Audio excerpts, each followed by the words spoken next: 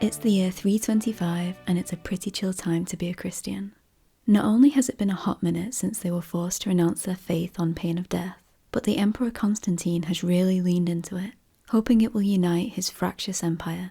So, the big guy isn't super thrilled when bishops immediately get into esoteric arguments no one cares about. He demands that they gather together in the city of Nicaea and figure this shit out. He doesn't really care what these nerds decide, so long as they come out of it united. At this first ecumenical council, it was unanimously agreed to condemn the teachings of Arius. Well, unanimous except for Arius and anyone else who disagreed with the majority, who were deposed and exiled. But I'm sure that had nothing to do with how it all turned out. Oh my gosh, I'm on camera again. It's been a while. Hi! The issues were tremendously important to the participants, and their convictions were deeply held, but fundamentally this was a political, temporal event, just like the church fundamentally is a political, temporal institution.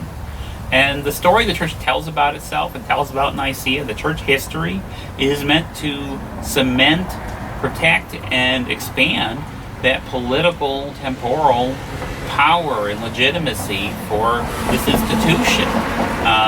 It's meant to promote this fiction of a unified, across-the-board orthodoxy where everyone is on the same page and gets along, and that's never been true.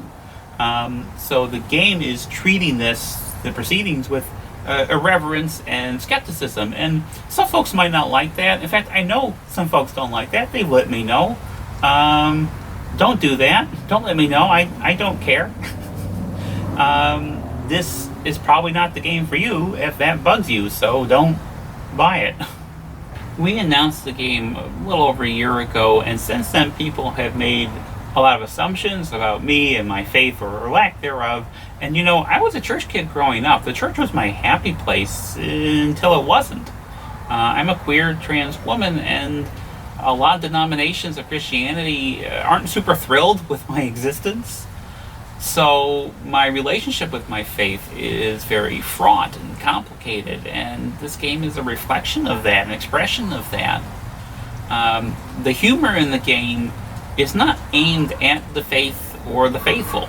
It's aimed at the institution and the ways that institution abuses power, is hypocritical, the gulf, the distance between the teachings of the church and its behavior. And that's something that I think is just as relevant today as it was in 325 AD. Nicaea functions as a sort of stock game.